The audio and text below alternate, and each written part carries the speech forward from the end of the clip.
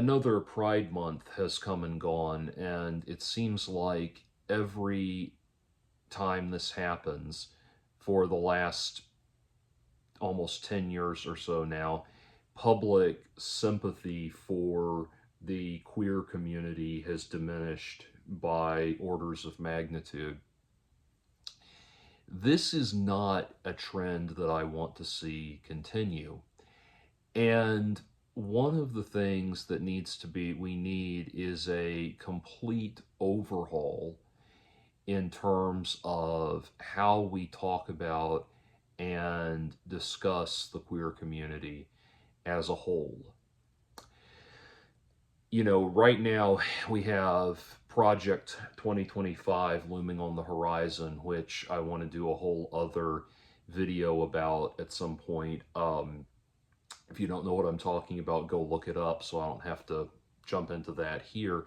But a great deal of Project 2025 seeks to curtail and even, dare I say, oppress the LGBT community, that sort of thing. And the problem is that the queer community, the reason that we find ourselves at this point is that the queer community writ large has gone from a place of consciously defying the stereotypes foisted upon them by conservative America to almost not just deliberately but pathologically confirming those stereotypes. I've been alive for 40 years. I have watched the gay community overcome confront and overcome the AIDS crisis, confront and overcome limitations on their attempts to start their own families, and she finally achieved the monumental reality of gay marriage and things like that. And through it all, we saw the gay community consistently working to de-escalate the veracity of or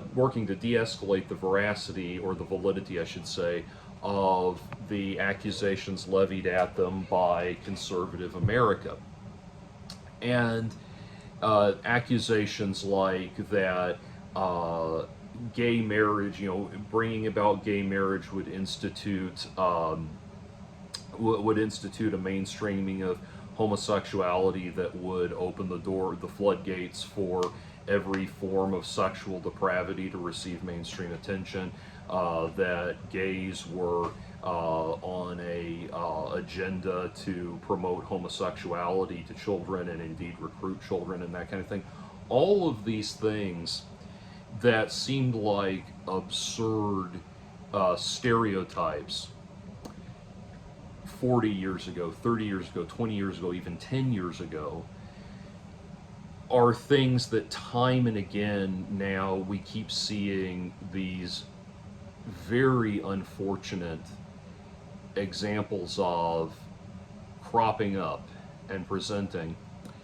And it's things like, in a recent video of mine, I used this example and I'll use it here again. It's things like I've got my computer up. It was the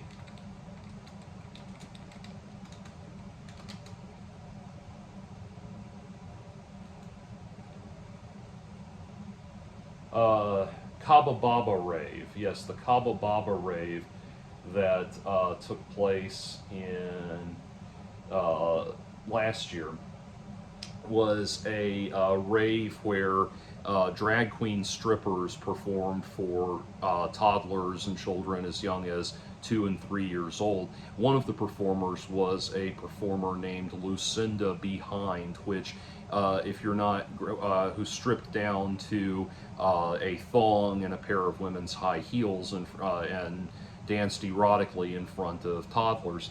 And if you're not grasping if you're not grasping the underlying meaning of his stage name, Lucinda behind, say it slowly, and you'll start to realize that what's being implied there is that his rear orifice has been penetrated to such a degree that it no longer closes properly. Anyway, that sort of thing has cropped up in the news, and the problem is, obviously conservative media is going to seize on things like this so they can point to it and say, see. But the people putting on these demonstrations and the people putting on these demonstrations and the people defending them bear some of the responsibility. You are indeed hurting the very group that you sought to help. And so what's interesting is, or so where we find ourselves needing a public relations image overhaul for the gay community.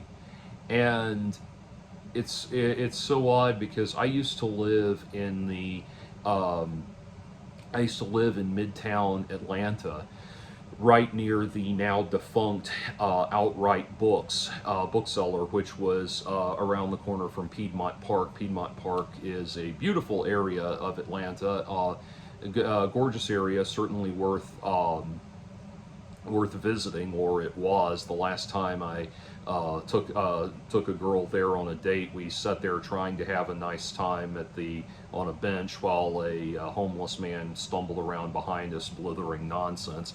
But anyway, it is a rather nice area of Atlanta, and that area right there became, it was at one point, Piedmont Park was a major pickup point for gay men, and consequently that little area of Atlanta kind of morphed into Atlanta's own Castro district. I lived around the corner from it. I used to stop by Outright Books every other day, not because it was a queer bookseller, but because it was my local bookstore. And I'm thinking back to that time period, and there's still various outcroppings of the gay community there. Blake's, the gay bar Blake's is still operational and everything. Great bar. I've hung out there a lot. That time, we're not talking about a huge reversion. We're talking about jumping back maybe less than 10 years to a time when that was just a welcome and accepted part of Atlanta, just as the queer community was a welcome and accepted part of the community at large. And we need to start thinking in practical terms about how to properly keep this side of the street clean, because every time that this side of the street is not kept clean, metaphorically speaking, the conservative side that with Project 2025 wants to encroach on people's civil liberties and freedoms gains more traction, and they gain more ground. And so we have to begin having the dialogue about how we're going to live within the community, how the queer community is going to live within the larger community, without the larger community in a way that promotes mutual acceptance and mutual tolerance, rather than this thing where it feels like the queer community is now just this massive Katamari ball that's just picking up everything it rolls over in its path. And it's a large and difficult discussion to start having. But I wanted to use one specific example I had. One thing is that we have got to come to a proper consensus on what is and is not bigotry, and what is and is not constructive criticism. Now, someone that's particularly deeply emotionally and personally invested in the queer community will probably hear this and want to write in and say, LOL, pretty sure you don't get to decide what is and is not bigotry to the gay community. There's actually a problem with that. See, if we don't have mutually agreed upon rules of engagement from within and without a community, then not only does that make it infinitely easier for people. Not only does that make it infinitely easier for people to mistreat that community, but it makes it damn near impossible to treat that community well. Everything is just everything is just determined to be offensive and upsetting on some random, seemingly random, feelings-driven level rather than objective standards of interaction and contact, and interaction and context that we all agree upon. So I'm going to put forth a simple idea, and I want to see if we can maybe come to an agreement that what I'm about to present here is not homophobic and not rooted in bigotry or prejudice. Recently, I did a episode review of the first episode of the new animated series Mr. Bircham, which is put out by the Daily Wire, the conservative media entity. And I got a number of reactions, a lot of which I think are people who, for some reason, they just have to. I don't think they're even necessarily reviewing the show. They just have to. They know that given the politics of the creators, they just have to have a certain reaction to it. It's like, I don't understand how anyone could possibly find this show to be even remotely amusing. You know, all that kind of thing. But I got this one person who commented and said that the show was homophobic, and I asked for an example of homophobia. And the person said that there was a joke in there making fun of the length of the LGBT acronym, and that was homophobic. Really, it's not, and I'll get into why it's not in a moment. But before I do that, I want to say that this same person also said that Mr. Bircham sounds like the show Mr. Bircham sounded like it was written by a 40-year-old boomer. If you want to understand why Generation Z and Generation Alpha are so completely fucked, you need only look at that statement right there. The boomers are not 40 years old. Boomers are in their late 60s, 70s, and 80s at this point. And no, don't try to write in and say, oh, well, I think what they meant was that, like, boomer is synonymous with the older generation and therefore blah, blah, blah. No. I'm 40. I'm a millennial. Boomers are my parents' generation. The reason they're called boomers is because when all of the soldiers came home from World War II, we're talking about events that happened in the 1940s, when all of the soldiers started coming home from World War II, they had a whole lot of fucking to do when they got home, and they started fucking like crazy because they were so glad to be home, and we had a huge boom of babies. That's where the term baby boomer comes from, which is shortened to boomer. That's what that means. The meaning does not change just because you feel ways about stuff. It has an objective meaning. Anyway, so let's talk about this idea that criticizing the LGBT acronym, the ever-expanding LGBT acronym, is somehow homophobic. Well, it would have to, in order for it to be homophobic, it would have to express a criticism. It would have to be a criticism that expresses an underlying belief in the fundamental, presumed fundamental wrongness of homosexuality, of the gay community, that kind of thing. And the acronym is the acronym is something that has expanded to include things that are mutually contradictory to each other, that don't connect with one another, that have no relevance. There's no reason why these things would need to be under the same umbrella. The full acronym, as it currently stands, is 2SLGBTQQIAA+. So, let's break that down. You have LGBT, lesbian, gay, bisexual. Trans has always had an unsteady association with these concepts because the first three are all interrelated on the grounds that they deal with people who like same-sex attractions, who have same-sex attractions. Gays are attracted to men, gays are men attracted to men, lesbians are women attracted to women, bisexuals are people who can have both homosexual and heterosexual tendencies. Our terms are defined. We understand why these things are related. The trans aspect of it seems like a natural shoe-in because it deals, I think, partially because it deals with things like, kind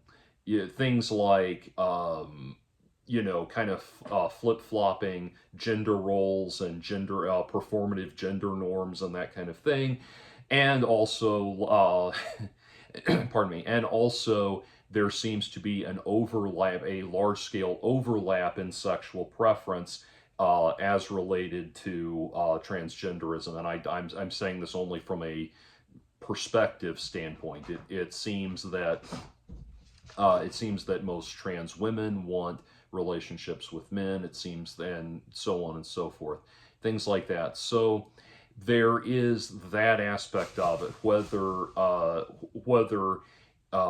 literally aligned by biological sex or aligned by preferences for gender norms. There still seems to be an element of that Mars, Venus energy within that. But it still feels like the and sometimes why of the LGBT community. Okay, so from that, those four things, though, seem to fit together nicely.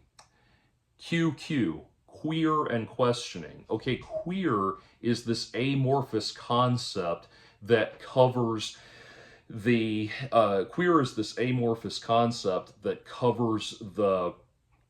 overall sort of cultural norms of the LGBT community. So it is implied within homosexuality is implied within the concept of queerness. So it's kind of like it's basically redundant, if you will. It's like saying that the LGBT, the gay community, broadly speaking, now consists of gays, lesbians, bisexuals, transgendered people, and the culture that arises from that, which is redundant. Every specifically designated community is going to have a culture that emerges from it. Queer is redundant. Questioning. It would seem you can't really say that questioning that this group encompasses people who are questioning their sexuality, because it's not, I don't want to say redundant, but it seems like a bridge too far conceptually. If you are talking about if you're saying they're questioning whether or not they want to be a part of this, it seems inappropriate to say that people wondering if they're part of the community or wondering if they have the proclivity to be a part of this community are already themselves part of the community. You might want to say, oh, well, we put the questioning in there to let those people know that they're welcome in the community. Well, obviously they're welcome in the community if they think they might be the thing that the community welcomes. Then that comes with the implicit knowledge that if they decide they are the thing, they're welcome. So again, it's redundant, it's unnecessary. The I is for intersex. Intersex is not a sexual orientation. It is a set of, it's an umbrella term to refer to a set of genetic disorders that occur which make it difficult to determine, difficult but not impossible, to determine biological sex. But there are people on the intersex spectrum who are gay, people on the intersex spectrum who are not. It is not a determining, who are heterosexual. It is not a determining factor in you being a part of this community. In fact, a lot of these intersex conditions are so utterly benign that many people go through their lives not even knowing that they have them.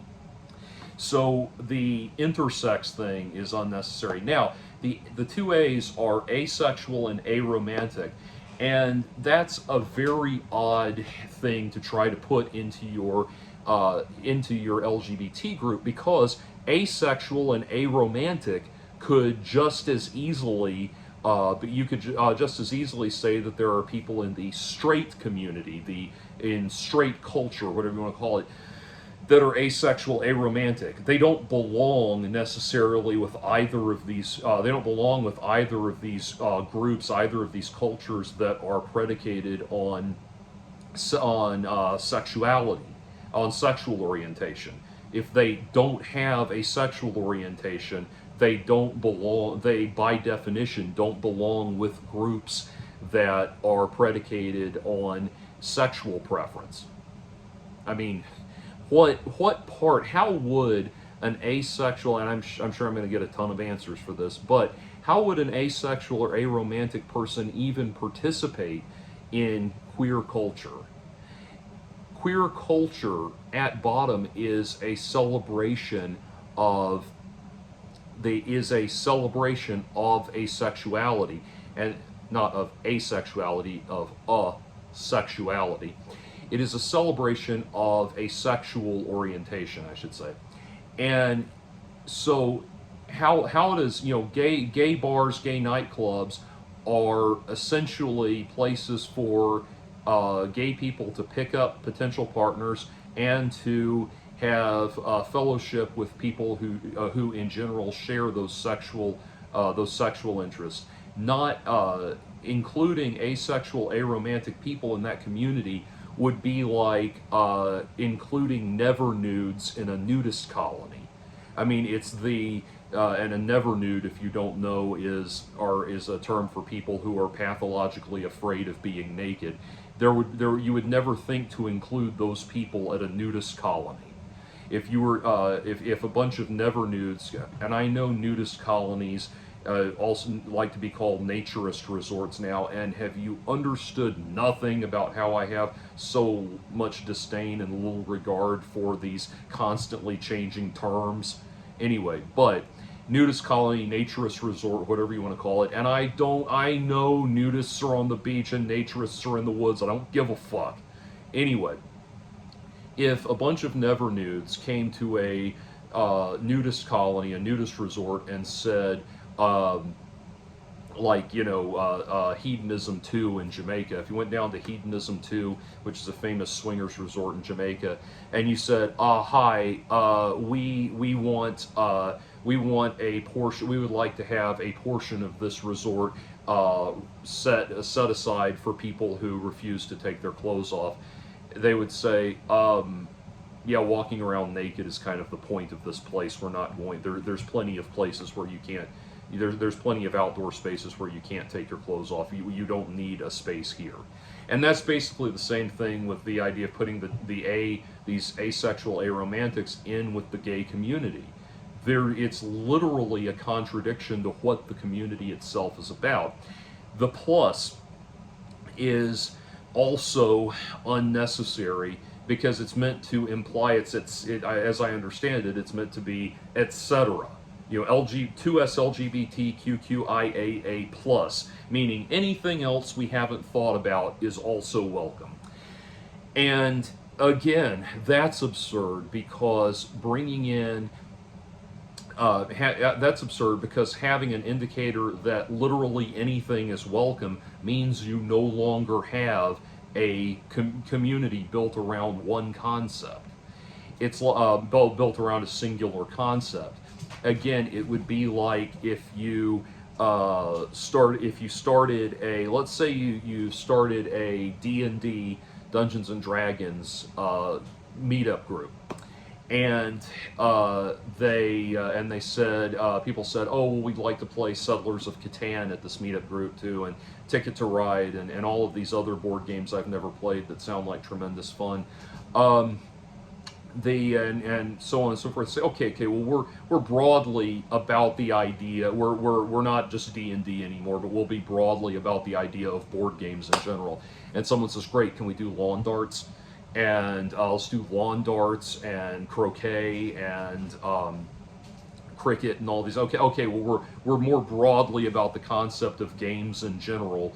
And then somebody comes in and says, well, we want to just watch football and basketball and that sort of, okay, well, we're broadly we're just about games and that sort of thing.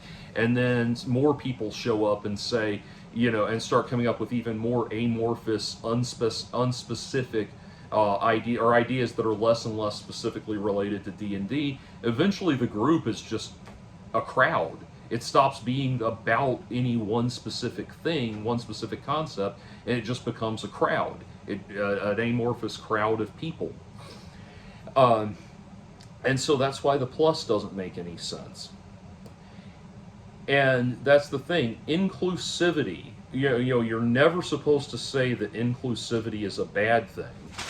And broadly speaking, I should say on its face, inclusivity is a good concept. It is good to be welcoming to people. It is good to be neighborly. It is good to be inviting and open to people and friendly to people. Those are all good things, but you get groups together to do specific things and for specific purposes, and endlessly inviting things that have nothing to do with your group into your community is just a recipe for disaster. And a great example of what I'm talking about is the furry community.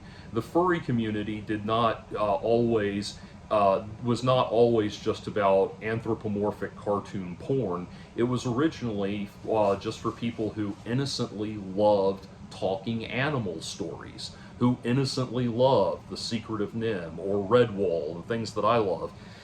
It was not originally this bizarro clown world orgy that it is now.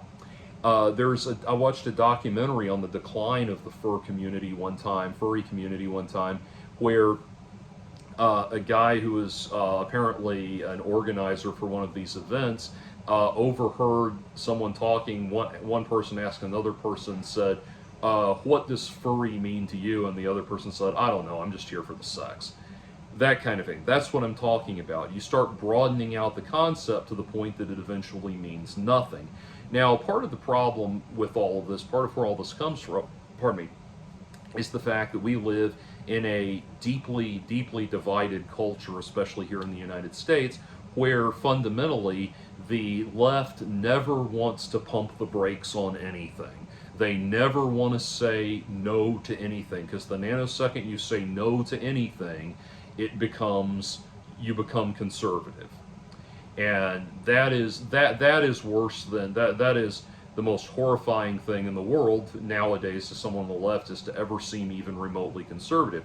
Now the right has exactly the opposite problem. They are terrified to say yes to anything lest they be branded as liberals. That is why we have things like Project 2025 hovering on the horizon. And so when we are talking about something like this, when we're talking about what this concept is and what it means, it is reasonable to say there is a limit on what we're bringing into this community. I've been following on Twitter. You keep seeing the shock videos of all of the horrific public obscenities that are occurring at pride parades and that kind of thing. One of which was a recent video of a woman jacking a man off in the middle of a public street at a pride parade, which, in addition to being public obscenity, public indecency, is not gay. I mean, you're wearing a stormtrooper outfit to a Star Trek convention at that point. Anyway, so then the last thing is this 2S, two spirit. Okay, so this is where you get into the weird the weird world of what we now broadly refer to as non-binary, but essentially two spirit, you feel pulled by the gender normativities of both genders in some way, and it's both of them are a part of you. Now, that's not a concept that's unique to the LGBT community. Carl Jung was writing decades and decades and decades ago about how we all in our psychological makeup have our anima and animus. I'm sorry, the animus and the anima and the animus, is that it? Well, I forget the terms, but we all have a male and female component to our nature, and they all manifest in different ways. We are all on a psychological level, dare I say, non-binary. And so it's really, again, redundant. Everybody has masculine and feminine qualities. Everybody has components of masculine and feminine within them. The world is not divided into Barbie dolls and Ken dolls. And so, or I should more accurately say Barbie dolls and G.I. Joes. Uh, the people are a blending, a mixture of the two. You get templates of both from your parents, ideally. Anyway, but more so, ultimately, all of language like two-spirit and non-binary, these things ultimately just mean androgynous. And we understand androgyny. We've had androgyny since the dawn of human civilization in different capacities and different ways and different capacities. But even in recent times, the so-called the expressions of this 2S, two-spirit thing don't seem to be anything that David Bowie wasn't already doing better 50 years ago. And so I deconstruct all of that to point out that this acronym, just use this acronym as an example. We can start, the queer community at large can start to do so much to clean up its public image just by reverting to, by the way, don't say revert back, that's redundant. Anyway, by reverting to just LGBT or just the gay community or the queer community or something like that, something basic, something that people can come to and understand. That's part of what's irritating people on the other people outside the community, is that not only is it something that doesn't seem understandable anymore, it's something that mocks and ridicules you if you genuinely don't understand it. When you hear people, if you say, if you hear somebody criticizing the length of the LGBT, etc. Acronym at this point, and your response is to say something like, every time you complain, we add 5 more letters, you need to stop and realize that it is that snippy, snooty, sassy attitude that is putting people off. That snippy, snooty, sassy attitude is doing nothing for you. It's not helping you. It's not helping you build bridges with other people. It's burning bridges. It's, and every single time you respond to somebody that way, you grate on their nerves with that attitude, you move them a little bit closer to supporting Project 2025. You move them a little bit closer to voting for Donald Trump. You move them a little bit further away from potentially being your supporter and into being the supporter of someone else. And that has a snowballing effect when it's happening at large, writ large. And, there's an old saying that, an old proverb, an old idiom, that no snowflake believes that it's responsible for the avalanche. The term snowflake is especially apropos in this context, but you get what I'm saying here. You saw some guy making fun of the acronym or just expressing irritation or disagreement with the ever-expanding acronym, and you gave him some snooty response like, every time you complain, we add 5 more letters. you probably think that that's a singular self-contained event that was just you interacting with a bigoted, narrow-minded person. But you have to understand that those kind of interactions, millions and millions of those interactions, occur every day. And every time you just inch somebody slightly further away from you. My sexual values, my personal sexual values, and what I value, what I believe is appropriate within the realm of human sexuality, completely encompasses homosexuality. My personal values take no issue with homosexuality. I have worked in the arts and entertainment industry my entire adult life, and even in years prior to becoming an adult, I've never had a shortage of gay friends of different extractions. I hate to uh, invoke that because they are real people and not pawns to justify my point.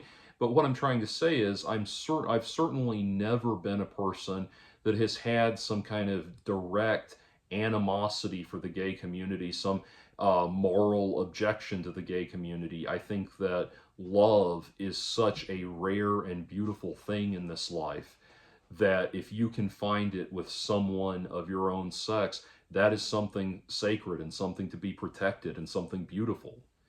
I also think great sex is such a rare and precious thing in this life that if you can find it with someone of the same sex, that's awesome too. My personal values are not at all opposed to those things. And yet I feel so ridiculously alienated from the gay community at this point, a community that I have hung out with and partied with and had a great time with for decades. And yet I feel not only disconnected from it and cut off from it, but I start to find myself feeling irritated because of all of the absurdities that are not properly contextualized. Every group is prone to falling into trends and ideas that are absurd, that are ridiculous, that are worthy of reasonable criticism. And as soon as people become aware that there is a feeling within a group, within any social group, that they see themselves as above that and outside of that, you're inevitably going to start alienating people. And I know I feel alienated from this group that I have no actual problem with. The thing with criticizing, and finally, I'll put it like this: the thing with criticizing the length of the LGBT acronym and the absurdity of that, that is not homophobic. The same way it is not racist to point out the absurdity of how every 10 years there a new term for what you're supposed to call black people emerges. First, going back to the early days of U.S. history, originally they were referred to as Negroes. That understandably fell out of fashion when the word Negroes' spicier cousins started taking over, and then it goes through a whole list of things. Black has been the general term, but there are terms that you're supposed to use to indicate a sense of neutrality or benevolence towards the group, be it first it's coloreds, and then colored people, and then people of color, and then African American, and now we're up to then black and brown persons. The utterly heinously dehumanizing and painfully cringy term black bodies. That's a whole other topic of discussion. And more recently, BIPOC individuals and POCs and BIPOC individuals and all of this stuff. All of these terms literally, we just for some reason have to keep coming up with new terms. And it's so redundant at this point, because the implication there is that if a term is not I think the underlying implication there is that if a term is more than about 20 years old, then it's associated with the previous generation and thus associated with bigotry. The problem is that you have terms that were generated in previous generations to indicate a lack of bigotry, which then are thrown out, which then go out of style because the new generation thinks that they are terms of bigotry and that sort of thing. And I understand etymologically how some of these terms go out of style. I understand why there would be I understand why the term coloreds is jarring and unpleasant to hear. It's a very blunt and very abrupt statement. It makes sense to me why we'd move away from that. But again, we have throughout all of these eras of terminology, the term black has been there. It's been used interchangeably with all of these other terms. But there's just this bizarre need that we have to invent new, unusual terms to refer to the same people and the same group of people. And Berkeley Breathed, the creator of Bloom County, has a comic strip where he makes fun of it, where one character uses the term colored people and a younger character rushes in and says, no, you can't say that anymore. What are you supposed to say? People of color. It's like, okay, so you can't say colored people, but you can say people of color. This is not putting anybody down for being black. It's pointing to the absurd lengths that we go to tiptoe around an awareness of people's racial background, racial identity. And that's the same thing, that's the same distinction that needs to be drawn with things like criticizing the acronym. Criticizing the absurdity of the acronym is not the same thing as criticizing people for being gay. And so that's just understanding things like that is going to do so much to improve the gay community from a PR standpoint. And, I don't think anyone on any side of this issue would deny that the gay community's PR has been in the toilet in the last few years. It's been people have been getting increasingly annoyed, increasingly put out with it. And I am not saying, understand here, and this is important to understand, I'm not saying that you need to buy into you need to play some kind of Uncle Tom role and buy into the kind of stereotypes that the genuinely bigoted, the genuinely anti-gay are attempting to foist upon you. I'm saying that within, there is unquestionably acceptable behavior, unquestionably unacceptable behavior, unquestionably acceptable behavior and cultural norms, unquestionably unacceptable behavior and cultural norms, and there's always going to be on both sides of that this gray area where we have discussions about, well, what is this doing for the good? What is this doing for the evil? Is this good? Is this a bad idea? Are we drifting one way or the other? There's always going to be that. And what the anti-gay of the culture of the developed world are doing, what the anti-gay forces of the world are doing now, is they are constantly pointing out how the median standard for what is the good and the acceptable seems to be deliberately pushing its way all the way through the gray zone to the point that it's just rubbed right up against the unacceptable. And so the question, and by pointing out the fact that it's pushing through eliminating the gray zone and pushing up against the unacceptable, by pointing out examples of that happening, like the Kaba rave, the Kaba Baba rave, and all of those drag strip shows for kids and things like that, by pointing that out, by going into that realm where you should know this is not acceptable, and not even acceptable to be flirting with, that sort of thing. By pushing the standard of acceptability right up all the way over there and eliminating the gray zone altogether, that is what is giving the anti-gay forces the powers, the leverage and the traction that they need to push their actual anti-gay agenda.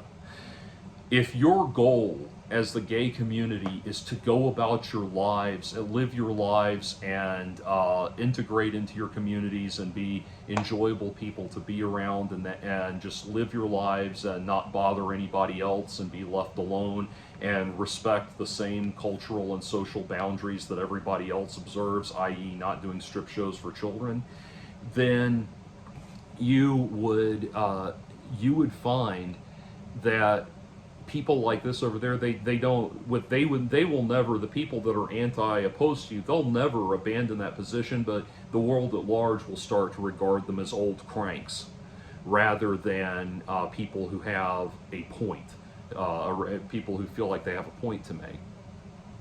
And so that's where I'm at with this.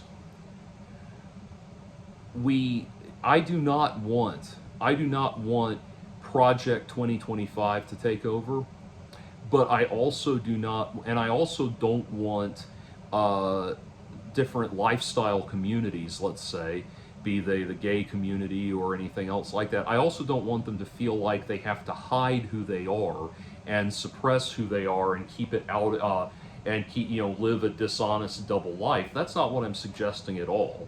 I'm saying that there is a way to live that is entirely autonomous to you, and with that honors the gray zone. I'll give you an example of what I'm talking about.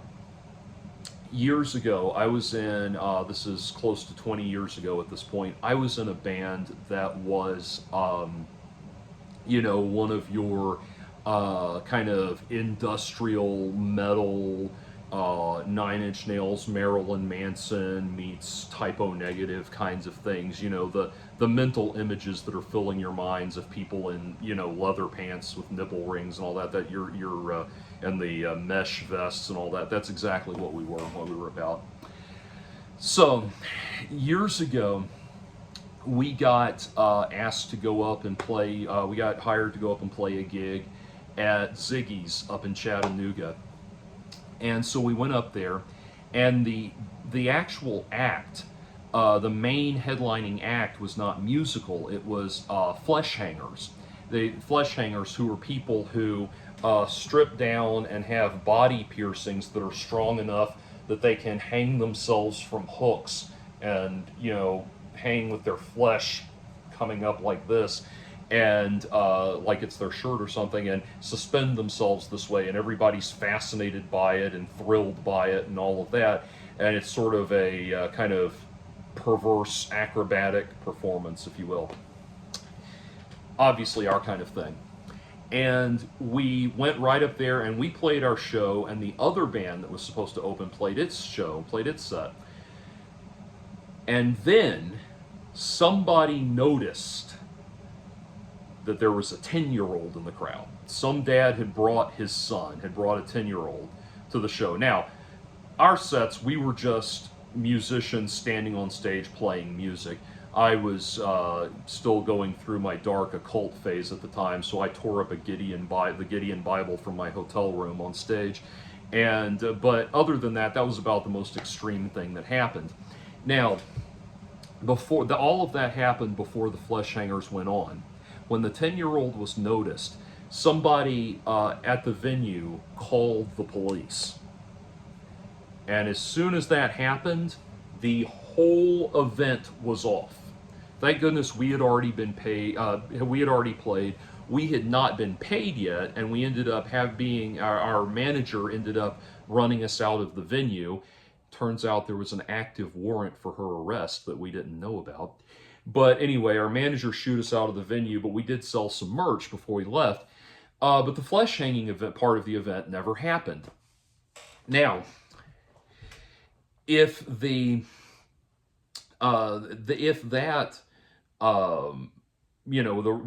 did the flesh hanging part of the event never happen? Why did why couldn't we just ask the child to leave, or why couldn't they just ask the child to leave? Because if the police show up and raid the place, the only way to guarantee that that kid did not see anything inappropriate is for the show to never happen at all. For us to say, it never happened, or for the promoters to be able to say, we shut down the show, it never happened.